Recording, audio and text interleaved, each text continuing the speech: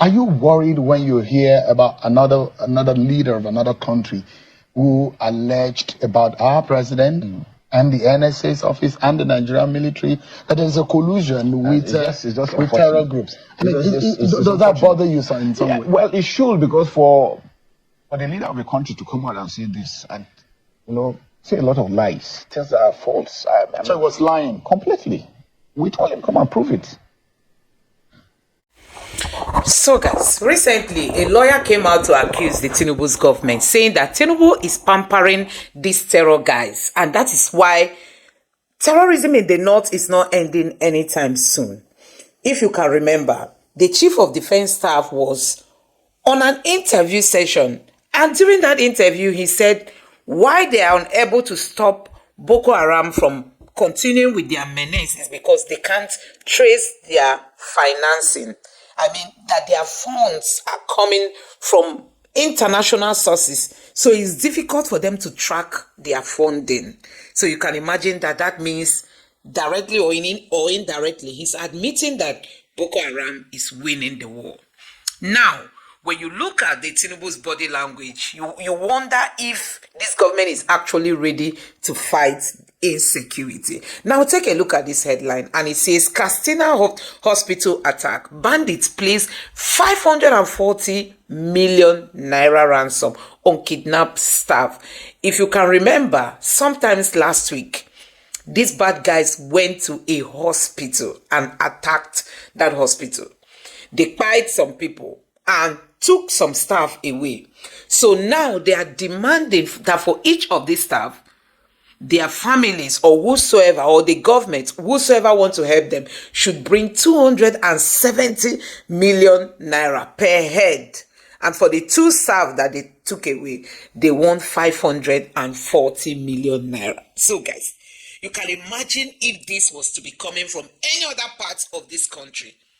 You can imagine if this kind of threat was to be coming from any other parts of this country.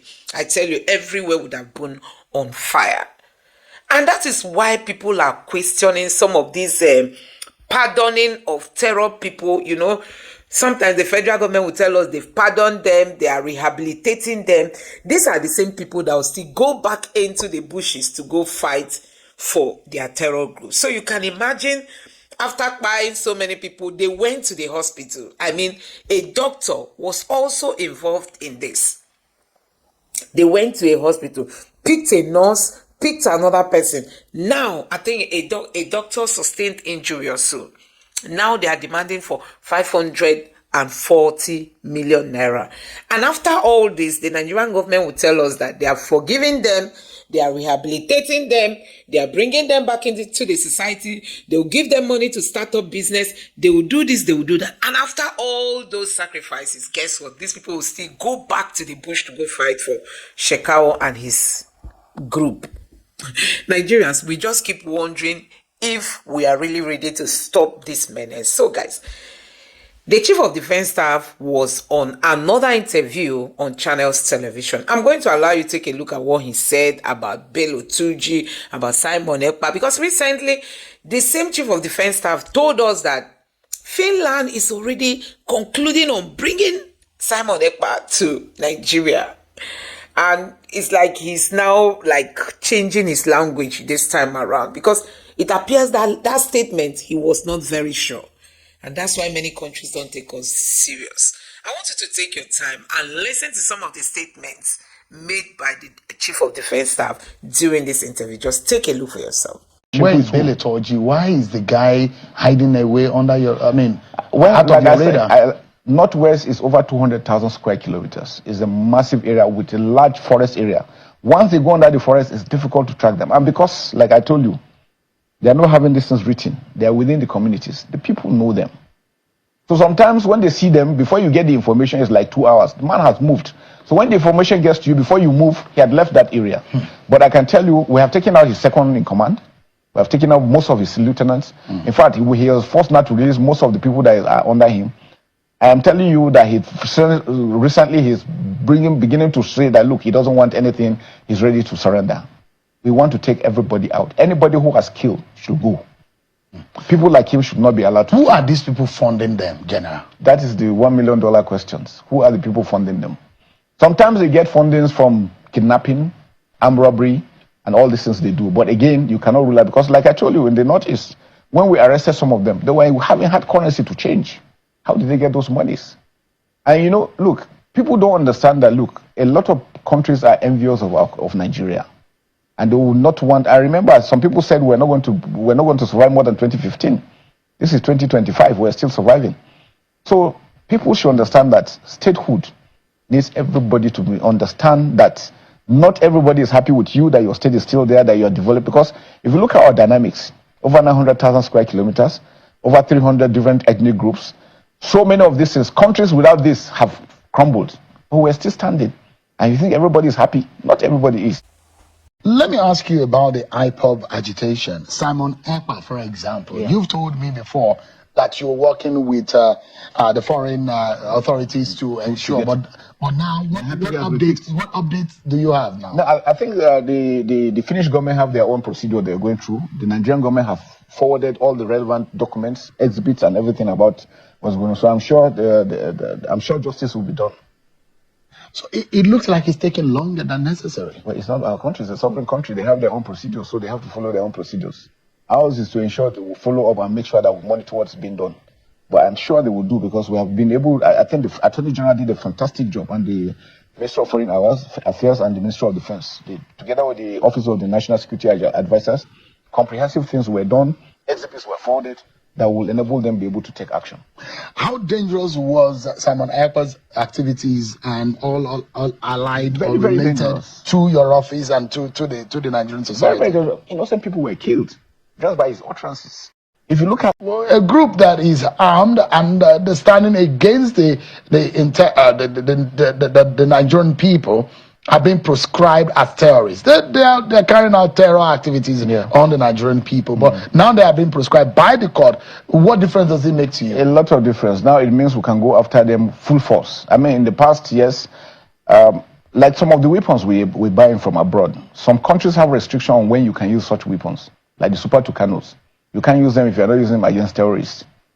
So you have those limitations. But once they are proscribed, which means you can use all these arsenals on those aspects. The legal issues will also, because we know we have the counterterrorism laws, this will also apply to them directly. So it's a win-win thing for us. It's a welcome development, and we're very happy. We're working closely with the Attorney General to ensure that these things are done properly, and we're happy that the announcement has come in and it is timely. It will enable us to also carry out more robust operations. So in this sense, you see Lakurawa before today. Yesterday, for example, if you see a Lakurawa terrorist, you cannot kill. Is that what this gives us a legal backing on our operations against the Lakurawas? Yes, it gives us a complete legal backing. So any Lakurawa sect identified and confirmed is as good as dead. It's as good as dead. You have said that we are handicapped in fighting these insurgents. Has the story changed? Well, the handicap is as far. No, in terms of the capacity of the hardware that we had problem pre-Buhari era, before Donald Trump came into power, and we got some Super Tucano aircraft, and we got some ammunitions from other countries. There are those who believe that we did not have the capacity to go after this terrorism. Like I told you, if it was conventional warfare with the armaments we have now, we'll go to a community and flatten the entire community where they live. We'll end this in a very short time. Well, you can't do that anymore. But do we have what it takes to go after this? We do not have 100%. No country has 100%. But I'm talking about a coordinated, strategic, tactical. No, we do. That's why you see the gains we're getting now. The jointness is together. We're getting the support from human intelligence, from the locals, because the locals' interest is very, very critical. One thing you should understand is that this kind of war, you are fighting to win the hearts and minds of the communities. If they are with you, you will succeed. If they are with them, it's difficult on you. So as you are fighting them, you are also winning the hearts and minds of the people. And that's why we always mention the importance of good governance. Justice, fairness, equity. People are well fed, they are well schooled, They are not illiterate. They have education. They can go to medical center. It reduces this drastically because somebody who is educated will not allow himself to be, so for somebody to come and give him, to tell him that if he what he's fighting for God or something. He will never allow himself to be used.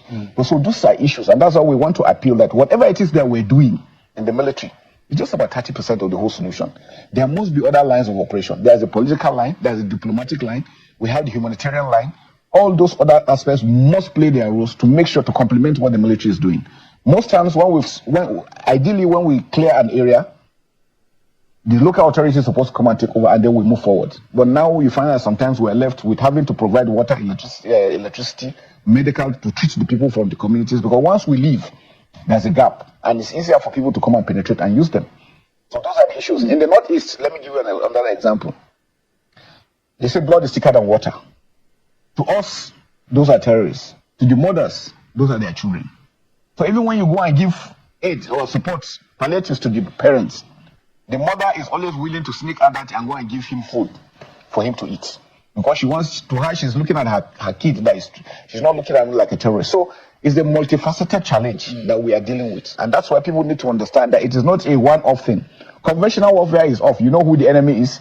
Use every arsenal and flatten the whole place.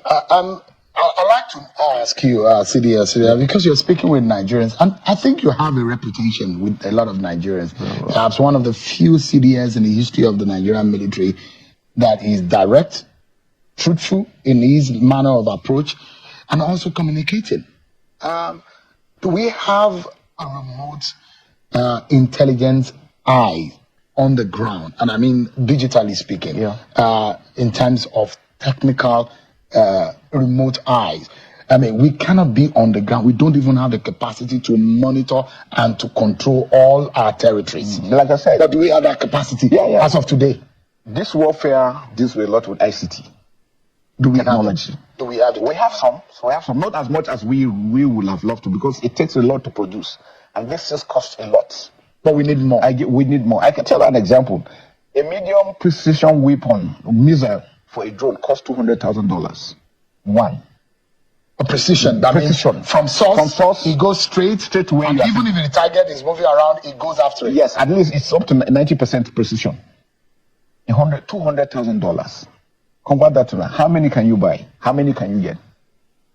How much does a drone cost? How much does an MRAP cost? How much does it? So these things are bought in foreign currencies, not in naira. So when I hear people say, look, they're giving but I think people should even be happy that the defense is getting much money. Why? In the US last year, their defense budget is $883 billion. They produce their equipment. We don't.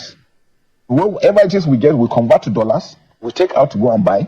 You pay, you wait until they produce, and then before you can get in. If it gets back some distance, you have to go back there to go and get. So it takes a lot. It's not that easy. And that's why we are looking forward to producing some of the. We can't do all because we don't have the capacity to do all. But we will do. Like satellites.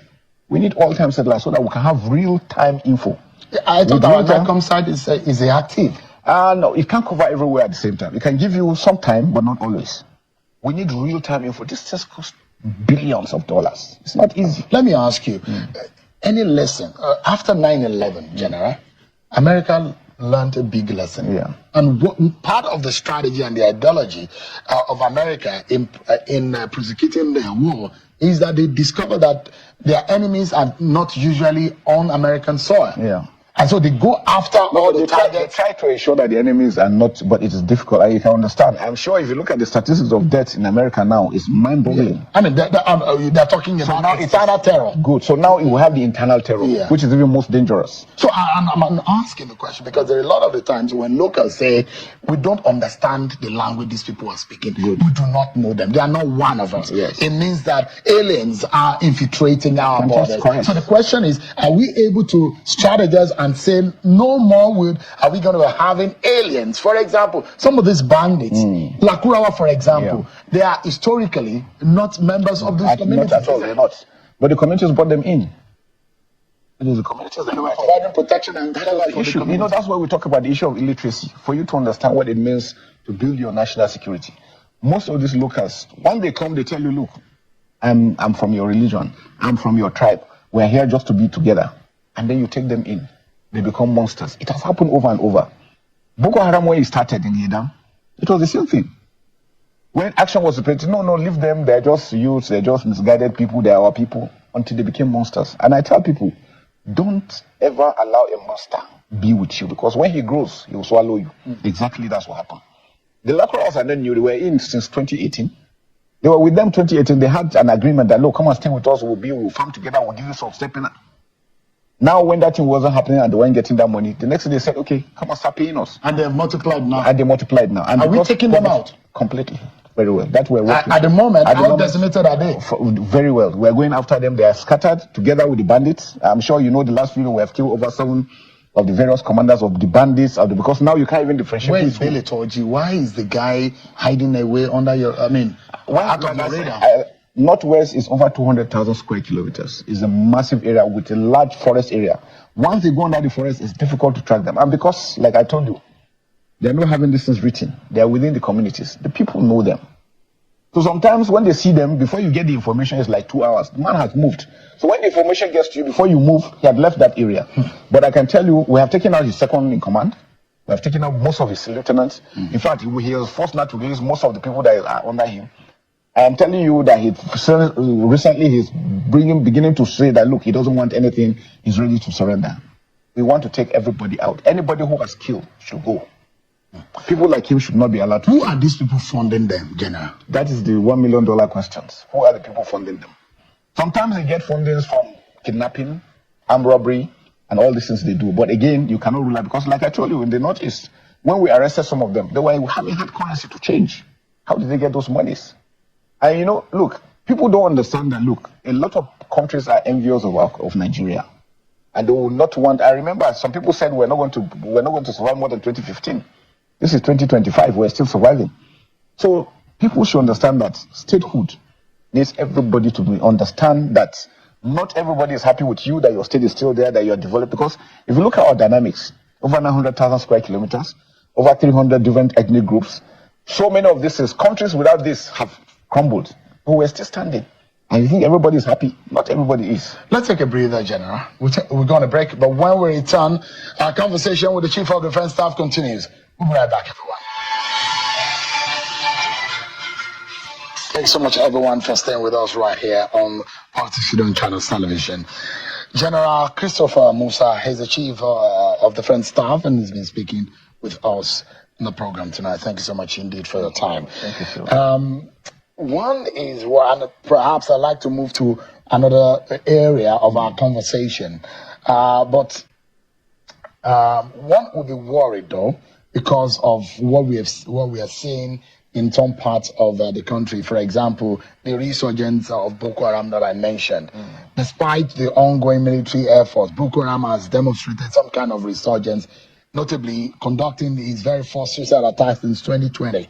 So in almost 4 or 5 years, is not able to really carry out those kind of attacks. In Goza Town, he conducted an attack in June 2024, resulting in at least 32 civilian deaths. What are we doing to permanently chase these people out?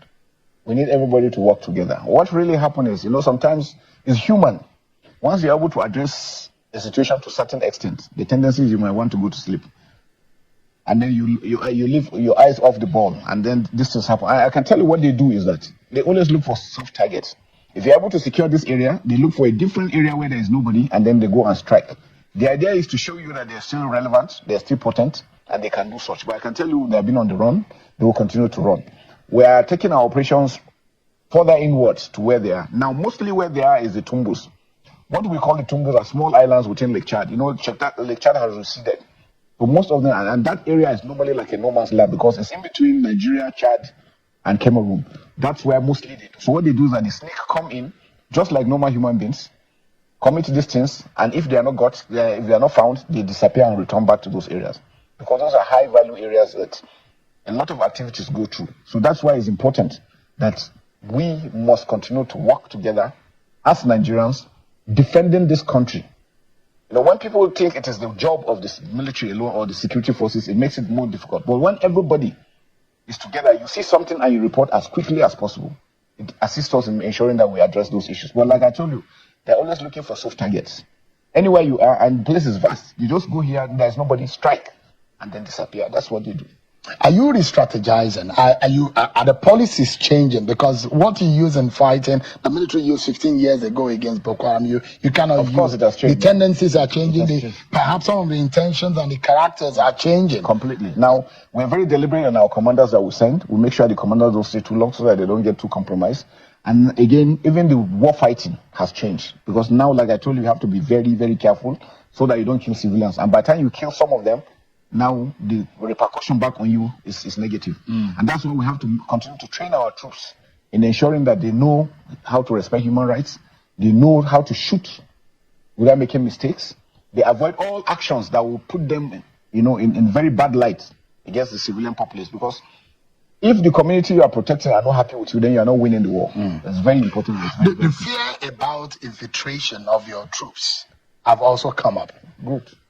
And these people, we recruit from the communities.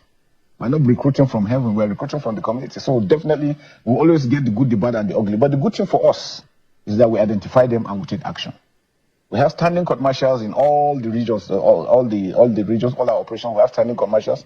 If you are found, you will face the music quickly. We do not hide, and there's a zero tolerance on it. So you find out sometimes we find people with ammunition, we find people doing one or two things, even some of them trying to also communicate with them. We identify them, we bring them out, and they're punished. General, there have been instances where flawed intelligence has led to military actions resulting in civilian casualties. Okay. For example, airstrikes intended for armed groups have mistakenly killed civilians in Zamfara State, and we saw that also in Kaduna State happening. General, this is concerning. It is actually worrisome. Well, to tell you the truth, it's an unfortunate incident. It was never deliberate, but it happens because we're humans. We're not 100%. Nobody is. Americans, all our top world, if you war in this kind of projector, it will always happen. Sometimes it's even beyond you. The weather, the weapons you are using, some of these things could be mixed. But again, let me tell you the truth. Most times, when we're making headway, is when you hear that civilians are being killed. Before we go there, they tell you they buried those civilians. Why are they burying them so fast? Because we equally want to investigate and assure that. For 142 them buried, for example, they will always give you that example. It's an unfortunate incident. But like I tell you, what they were doing is they replicated the same thing the terrorists were doing. Nobody was doing that over a year, and we have told the communities, anytime you want to do such kind of possession, let us know. You understand? And then a few days before that, there was an attack. The same thing we did with the terrorists, and then this incident happened. Like I said, it's regrettably, but the important thing is that we'll continue to work and we'll continue to fine-tune our operations. Mistakes will always happen, but they will never be deliberate. There have been issues, allegations of human rights abuses within the military. In fact, there's a report from the Human Rights Watch on the case of allegations of forced abortions. In December 2022, reports emerged alleging that the Nigerian military was involved in forced abortions of women and girls impregnated by Boko Haram fighters. Thank you very much for bringing that up. And there are labels against the Nigerian military, and that's the reason why some countries are refusing to sell us armament. But I wish you could call them now and ask them the same question. I was a theater commander when they brought this allegation, and I felt very bad because I noticed most of these organizations don't mean us well. Why am I saying that? Whenever we're making progress, we're succeeding. They throw this at us to make us look bad, to demoralize our troops. And the question is, what's the intent? Are they not happy we're succeeding? Now, when that incident came in, I was the one who actually met the then Chief of Defense Staff, General Irabo, and I said, sir, these guys have been doing such things, and yet we just leave it quiet. This time around, let us investigate. Because I am dead sure that nothing like that happened. Nothing ever. An investigation, the Human Rights Committee set up a committee, independent committee. They investigated. I was the first to testify in January 2023. It took them 1.5 years to thoroughly investigate because we gave them unfettered access to anywhere they wanted to go to on their own. They finished, brought out their reports. But I'm surprised, even the media didn't carry out the report. I thought that the media would have invited this human right to come and say, okay, this is the report from human rights. What do you have to say? We have gone ahead to also appeal to the Attorney General that we must take this case to court. Since they maligned us wrongfully, falsely, then let us take them to court. Let them come and publicly apologize and say they were wrong about it. And I can tell you, it was Reuters that did it, that brought up that incident. Initially, they said 13,000, and then they came on to say 10,000. I said, come and show us the proof. And the idea is the only intended is that if you accuse us of doing that, we have been working with all the international organizations, local NGOs, we're working with the UN and everybody. Are you saying we were doing all this for 10 years and yet they did not report? Are you also indicting them? And so when the report was made, they refused to even appear when the report was released. But I thought that the media would have also invited them to come and say, okay, you came out plainly and accused the armed forces of Nigeria about this. Now the human rights have brought out the report. What do you have to say? Please, it is still not late. So as a CDS, you can vouch for the Nigerian military. Completely. There is no issues of human rights. I've been in the service for 30-something years now, almost 33 years in service. When they brought it, it was laughable. I told them, I sat down with them, I spoke with them one-on-one. I said, this is not Nigeria. And you know, there are some NGOs, international NGOs, that are into safe abortions. And that year, one of the NGOs just released a report of doing safe abortions for over 10,000 Nigerians. So I was telling them that probably you are mistaking that report for us. But they were keen on saying that is the military. I said, okay, come and prove it. The case of the mistaken aircraft or airstrike in Zamfara, in Kaduna, God forbid this happens ever again on Nigerian soil. Yes. What are you doing to ensure that this kind of situation never repeats itself? What we tell some people, Nigerians, is, and we want to appeal to Nigerians, please stay away from those guys. There are people that trade with them. There are people that give them information. There are people that are with them. If you make yourself a cat, a cat will always pursue you. If you turn yourself to be part of them, giving them support in whatever means, if we come after them and you are with them, you are a legitimate target. And that's international law. So we want to appeal to Nigerians, those that are trading with them. I can tell you, people give them fuel, people take food for them, people even take women to go and give them. So some of these people, I mean, in the case of Kaduna, there is a congregation, a procession. Yes. And when that happened, similar thing was happening in Zamfara. The gathering of people, and they just had all their. For the Zamfara, I don't want to comment so much, but the truth about the Zamfara is that we have videos. The governor said on this program that he was pre-informed that there was going to be a military operation. So it was orchestrated. I said we were following them. These guys anybody that was a part of that was part of the terrorists. We follow them. We don't just arbitrarily just throw bombs like that. These things are expensive. Human lives are also involved, so we are always very careful. We have to be sure what we're doing. We've tracked them for almost 2-3 days. We saw where they were. Where they were, the people will tell you that the guys were staying in isolated areas. Nobody was supposed to be with them. So the civilian casualties are collateral damage. Is that what you're saying? Well, if you say collateral damage, because they were with them. Because they were aiding them. And anybody who is with them, aiding them, is a legitimate target. So for any Nigerian, please avoid them. Do not have anything, because if you carry your store, your wares to go and sell to them, and there's an attack there, you can't say you are a civilian because you are part of the conflict. You are providing support for them to work, and anybody who is providing support is a legitimate target. Let me ask you about the IPOB agitation. Simon Ekpa, for example, you've told me before that you're working with the foreign authorities to ensure, but now what updates do you have now? No, I think the Finnish government have their own procedure they're going through. The Nigerian government have forwarded all the relevant documents, exhibits, and everything about what's going on. So I'm sure justice will be done. So it looks like it's taking longer than necessary. But it's not our country; it's a sovereign country. They have their own procedures, so they have to follow their own procedures. Ours is to ensure that we follow up and make sure that we monitor what's being done. But I'm sure they will do, because we have been able. I think the Attorney General did a fantastic job, and the Minister of Foreign Affairs and the Minister of Defense, together with the Office of the National Security Advisors, comprehensive things were done. Exhibits were forwarded that will enable them to be able to take action. How dangerous was Simon Ekpa's activities and all allied or related to your office and to the Nigerian society? Very, innocent people were killed just by his utterances. And so we needed to stop that. And that's, immediately they picked him, you see that it has gone down. There are people like him that also doing those things. We're also equally going after them, both outside and within. There are people that benefit. The funny thing about the country is that some people think everything is about politics. So there are individuals that feel if there is peace, then maybe the government is doing too well, and then people want to applaud. So some people intentionally want to make sure that the country remains ungovernable.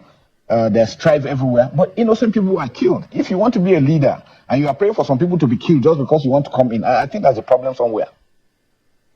So the agitation in the southeast region, I mean, you have mentioned that it is not only the fight, but there are other measures. Yeah. Do you think that the release of nnamdi Kanu might help the situation?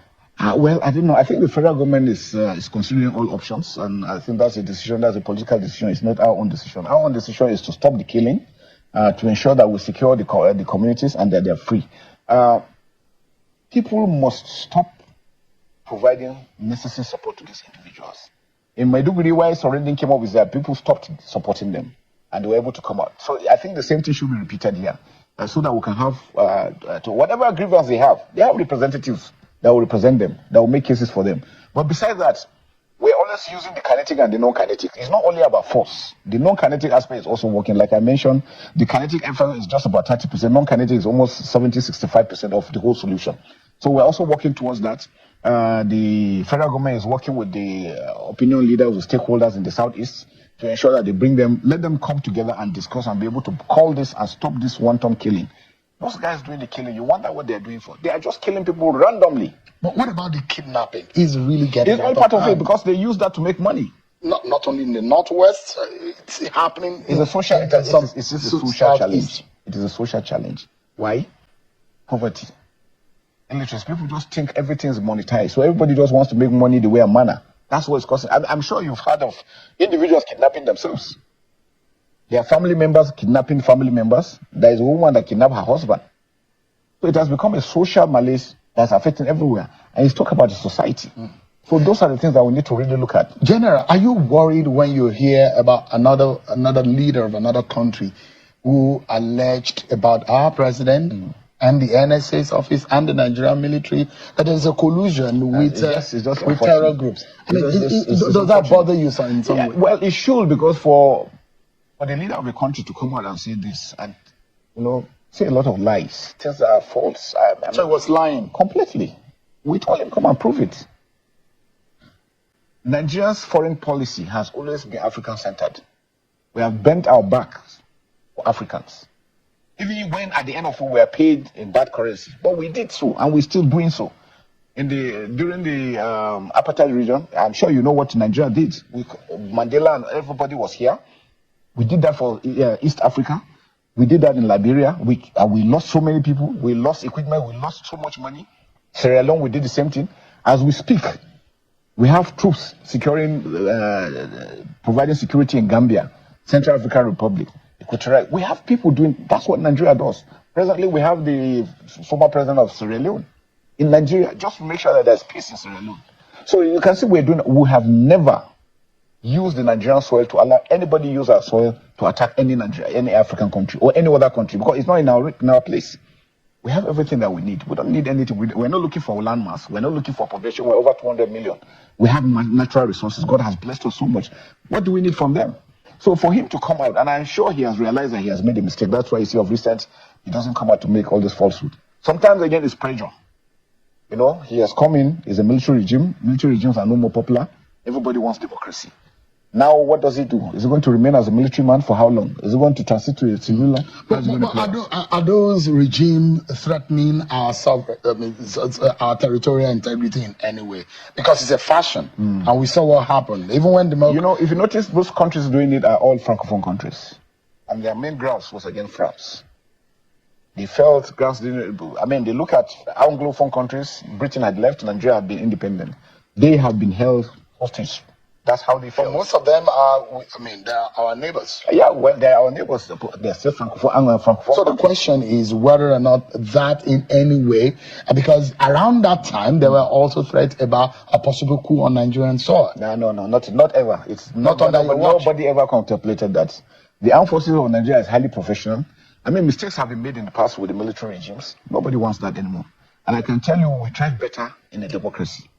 We will never want. Nobody is thinking about that. Nobody has that in his mind. You're a general, though. So a lot of the times these things are done under the commanding officers. We have.